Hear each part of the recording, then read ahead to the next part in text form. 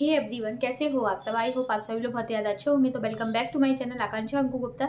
तो आज इस वीडियो में बात करेंगे जगत दीदी के बारे में बात करेंगे। जैसे कि जगत दीदी ने अपनी ससुराल और जो गई थी वहाँ पे धूम मचाने, ये सारी चीज़ों के बारे में बात करेंगे और क्या निष्कर्ष निकला है वो सारी बातें अपन इस वीडियो में पूरा करेंगे। तो वीडियो को एंड तक देखना। वीडियो पसंद आए तो मेक श्योर वीडियो को लाइक जरूर करना और मेरे चैनल को सब्सक्राइब करना। मैं उनका इंतजार कर रही थी कि वो जैसे ही घर पहुंचे, 1 या 2 दिन के लिए तो आई हैं, उसके बाद मैं उनका पूरा वीडियो बनाऊंगी। और वैसे भी मैं अपना ब्लॉग 1 या 2 दिन के अंतराल में वैसे भी बनाने लगी हूँ, तो बस उसी आधार पर हम बात करेंगे। जैसे कि स्टार्टिंग करते हैं जगत दीदी। तो जगत दीदी को ससुराल वाले बहुत ज़्यादा प्यारे लग रहे हैं, क्योंकि अब तो उनके पास कोई बच्चा नहीं है, कोई भी दोस्त यार उनका बच्चा नहीं है। तो उन्हें अपनी जो स्कूल वाले जो फ्रेंड्स हैं जिनकी बर्थडे पार्टी में गई थी वो लोग, और जो ससुराल वाले हैं वो ज़्यादा अच्छे लगने लगे। एक समय पे यही सबसे ज़्यादा बुरे लगते थे। ससुराल वाले हैं जो कि सबसे ज़्यादा और घटिया इंसान थे इनके लिए, जबकि ये उस घर में 10 साल 12 साल जितने साल भी रह के आई हैं, उसके बाद भी इनको वो इंसान सबसे ज़्यादा बुरे लगने लगे थे। जबकि उनकी फैमिली को देख के लगता है, जो उनके ससुराल पक्ष के लोग हैं, कि बिल्कुल एकदम सिंपल साधारण शांत नेचर वाले लोग हैं। हाँ, उसमें देवरानी जरूर लगती है, लेकिन वो कुछ बोल नहीं पाती है कि मैं अपनी फैमिली को लेके चलना है, तो वो कुछ बोल नहीं पाती, अपने अंदर बहुत सारी बातें को दबाए रखे है। जबकि वो बोलना बहुत कुछ चाहती, लेकिन इसी वजह से नहीं बोल पाती है कि भैया ये लड़की है, कुछ भी कर सकती है, क्योंकि सारे कानून लड़की के लिए बने। और इन्होंने जैसे हमेशा से डराया धमकाया हर किसी को, तो उसी प्रकार से अपनी ससुराल वालों को भी डराया धमकाया। अब मैं बात करती हूँ सबसे पहले कि इनका एक ब्लॉग उठा के देखना जगत दीदी का, जून में इनके मम्मी पापा की एनिवर्सरी पड़ती है। मायके वाले जो मम्मी पापा उनकी एनिवर्सरी पड़ती है, तो इसने अपनी मम्मी से पूछा था जगत दीदी ने कि मम्मी बताओ आपको क्या गिफ्ट चाहिए। तो इनकी मम्मी ने ये बोला था, हाँ मुझे गिफ्ट बस ये चाहिए कि तू एक वीडियो बना अपने ससुराल वालों के लिए, और ये लोग तुझे जितना भी जो बोला है या सुनना है या कुछ भी किया है, तो उसके अपोजिट में एक वीडियो बना के डाल, खासकर देवरानी के लिए। तो जगत दीदी ने वैसे ही तुरंत वीडियो डाला, तो उसमें सीधा देवरानी को टारगेट किया था, और यहाँ तक ये बोला था मेरा किसी से कोई भी संबंध नहीं है सिवाय सास ससुर के। ना ही मुझे कोई देवरानी से मतलब है, ना ही ससुराल पक्ष के जो भी रिश्तेदार है, किसी से मुझे कोई मतलब नहीं है। और हमेशा से इसी तरीके से जो स्टॉक पे भी बोला गया था, हमेशा ही उन लोगों को इसी तरीके से टारगेट किया गया। लेकिन आज मुसीबत पड़ी तो मैं ससुराल जा रही हूँ, मैं ससुराल में रुकूंगी, मुझे तो ससुराल में बहुत अच्छे से नींद आई है, सारी चीज़ें बताई। जबकि क्योंकि अब उन्हें पता है कि मैं अपने जो पति का नाम है ना, उनका नाम लूंगी, तो अब लोग कोई विश्वास ही नहीं करेगा, क्योंकि मैंने विक्स लगा के रोया है, तो कोई तो मेरी बातों पे विश्वास करने वाला नहीं है। वही कमरे में पहले जाके इन्होंने रोया धोया, एक एक चीज़ उठाई और अपना दिखाया था, मेरी ये यादें सब कुछ है। अब वही कमरे में जाके इतना खुश हो रही और बहुत अच्छे से नींद भी आई इनको उसी कमरे में इनको बहुत अच्छे से नींद आई। और अब तो इन्होंने एक बार भी अपने पति का नाम नहीं लिया, वहां पे जाके एक बार भी नाम नहीं लिया। तो सोचो कि इनको खुद पता है कि मैंने बहुत सिंपैथी गेन कर लिया, मैं ससुराल वालों का नाम ले लेकर गेन करूं। लेकिन सास ने भी कितनी अच्छे से धोया। देवरानी का ब्लॉग उठा के देखो, इसमें सास ने हर पूरी तरीके से इनको धो डाला है। कहाँ इनके लिए एक शब्द नहीं बोल पाती थी, ना सास ना देवरानी, चाहते सब थे, लेकिन ये डराती और धमकाती थी। इसीलिए उन लोगों ने कभी एक वर्ड उफ भी नहीं बोला, जैसा इन्होंने किया करती नहीं है, उन्होंने कुछ भी नहीं बोला। अब सास ने देवरानी के ब्लॉग में अच्छे से धो दिया। देवरानी ने बोला कि आज मेरी मम्मी मेरे ब्लॉग में पहली बार है जो खुल के आई है, और अच्छे तरीके से कि सही अकल ठिकाने लग गई। ऐसे ही लगती है ठोकरे खा के ही समझ में आता है, पहले तो कुछ भी चीज़ें समझ में नहीं आती है। क्योंकि जैसे जगत दीदी है ना, उसी प्रकार की जगत दीदी की मम्मी है, इन्होंने हमेशा गलत शिक्षा दी है। उसी प्रकार का इनका भाई है, मतलब ये तिवारी फैमिली पूरी एक नंबर की घटिया है। आप इनके आस पड़ोस के लोग भी होंगे ना, उनसे भी इनकी जानकारी लेना, जो भी जानते होंगे, तो वो सब यही बताएंगे कि ये लोग हैं इस प्रकार के लोग। तो यहाँ पे ये वाली बात हो गई, सास ने अपनी थोड़ी बहुत तो भड़ास निकाल दी देवरानी के उसमें। अब ये देवरानी को अपने ब्लॉग में जबरदस्ती ले रही, जबकि इन्होंने एक दिन लाइव में आके क्या बोला था, मेरी और देवरानी की मेरी अच्छी खासी बात होती है। अब की देवरानी बोल दिया था नहीं, हमारी ऐसी कोई भी हमारे बीच में बात नहीं होती है, कोई भी बात नहीं होती है। इन्होंने तब भी आगे बोला था, इन्होंने ये भी बोला था मैं अपनी देवरानी को लाइव में लेके आऊँगी।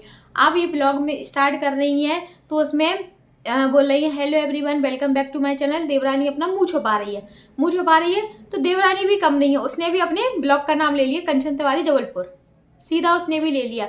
तो उसके नाम का प्रमोशन तो हो गया, कम से कम ये तो लेती नहीं उसका नाम, तो उसने अपना नाम लेके खुद अपना प्रमोशन कर दिया। मतलब देखो, ये होता है कि इंसान जब गिर जाता है ना, मतलब अगर सबकी नज़रों से गिर गया ना, तो उसे जो कुछ भी बोले ना वो सब कुछ करना पड़ता है। अब रही बात बिटिया की, अब वहाँ पे जब जैसी पहुँची ससुराल में, तो ससुराल में वैसे सास ससुर को लगता अरे बहू आ रही बहू आ रही, और इनके लिए तो पहले से बहुत कुछ करना पड़ता था सास ससुर को, भैया मेरी बड़ी बहू आ रही बड़ी बहू आ रही, डरती थी धमकाती थी, तो उसी हिसाब से। लेकिन अब ये पहुंची, सास ससुर अपने दोनों आराम से अपने अपने रूम में दोनों अलग अलग सो रहे थे।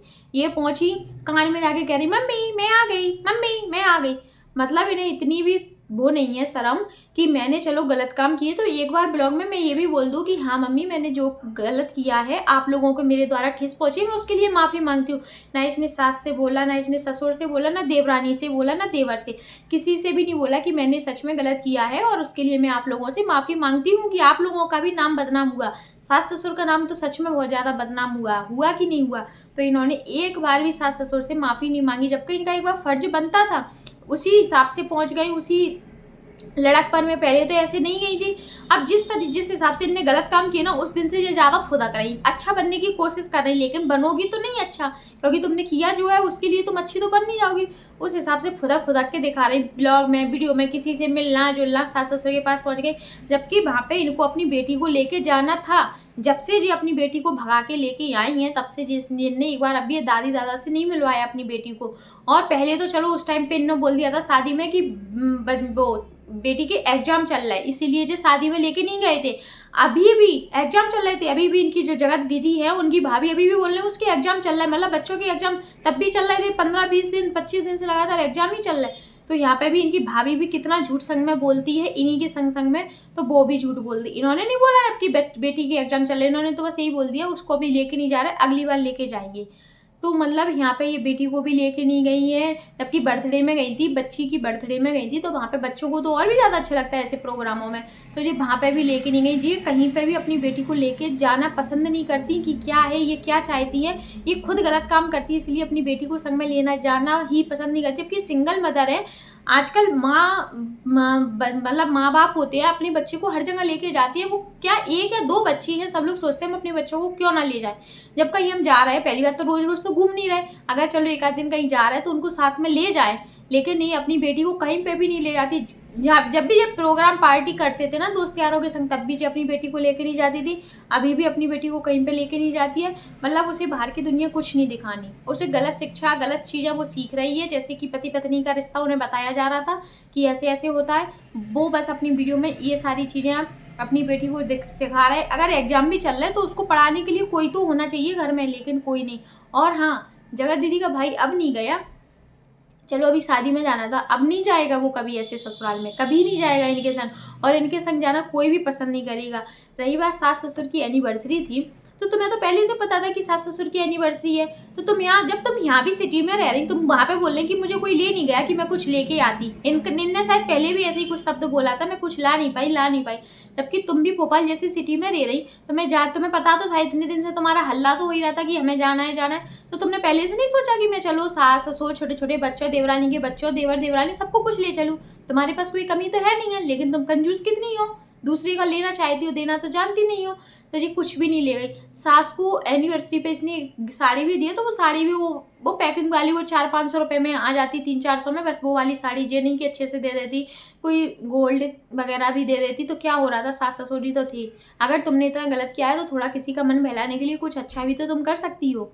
लेकिन जगत दीदी ने कुछ भी नहीं किया, बदली इनने साड़ी दी, इनने लेके के सफ़ेद साड़ी पहन ली, तो उनने इनको रंग बिरंगी साड़ी दे दी कि तुम वो पहन लो, बदले में उनने भी इनको साड़ी दे दी। तो तुमने उनको दिया क्या है, कुछ भी नहीं। और सास ससुर के चेहरे से हल्की दिख रहा कि वो बहुत दुखी हैं, ना तो इनसे ये नहीं कह सकते कि तुम मत आओ घर में, ना ही इनसे ये कह सकते कि तुम रुक जाओ घर में, क्योंकि अब उनके पास बचा गया, अब मैं इसी घर में रहूँगी, अब मैं फिर से आऊँगी, ऐसा करूँगी, बेटी को लेके आऊँगी। मतलब इनका ड्रामा शुरू हो गया। इनने सोचा अगर कहीं शादी नहीं हुई, देखो अभी तक तो इनके लिए कोई रिश्ता आ नहीं रहा, अगर इनकी शादी नहीं होती है तो हो सकता है ये वापस यहीं आ जाए ससुराल में रहने, वापस ससुराल में रहने आ जाए, क्योंकि भैया भाभी तो रखेंगे नहीं, वो लोग तो अब इनको कोई वो नहीं समझ रहे, ना मम्मी पापा समझ रहे, तो शायद हो सकता है इनको यहीं पे वापस आना पड़े।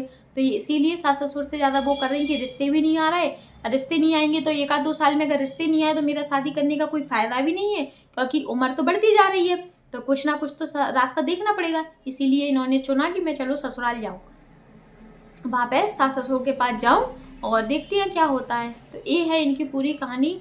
इनकी मम्मी ने ही इनसे ब्लॉग में बहुत कुछ चीज़ें बुलवाई थी और इनकी मम्मी ने हमेशा ही गलत शिक्षा दी है, हमेशा ही ससुराल वालों को इन्होंने बदनाम किया है। जो स्टॉक पे जाके भी ससुराल वालों को ही टारगेट किया था पूरा, इस तरीके से अपने हस्बैंड की डेथ बताई हुई थी जैसे ससुराल वालों ने कुछ कर दिया हो, ससुराल वालों ने मारा हो, इस तरीके से उसमें जो स्टॉक में यही बताया गया था। जिन लोगों ने इनकी कहानी नहीं सुनी, जो लोग इनको नहीं जानते, वो तो यही समझ रहे कि हाँ इनके शायद हस्बैंड के लिए इनके सास ससुर का हाथ है। तो इन्होंने जो स्टॉक पे भी ऐसा किया था और पूरी जो स्टॉक की कहानी में पूरा ससुराल वालों को टारगेट किया था, पूरा ससुराल वालों को। और हाँ, सास को कितना बुरा लगा होगा जब ये एंगेजमेंट कर रही थी, वो भी अदर कास्ट के लड़के से। देखो सास ससुर कोई नए तो है नहीं, वो तो ओल्ड एज के हैं, ऐसा तो है नहीं है उनने कहा आजकल कास्ट कुछ नहीं, सब कुछ चलता है। पहले के लोग भी मानते थे, आज भी मानते हैं। जो मानते हैं, जिनके घर ऐसा नहीं हुआ, वो आज भी मानते हैं। जिन्होंने कर लिया, जो कर रहे हैं, तो बोलो समझते कुछ नहीं होता, कुछ नहीं होता, लेकिन होता सब कुछ है।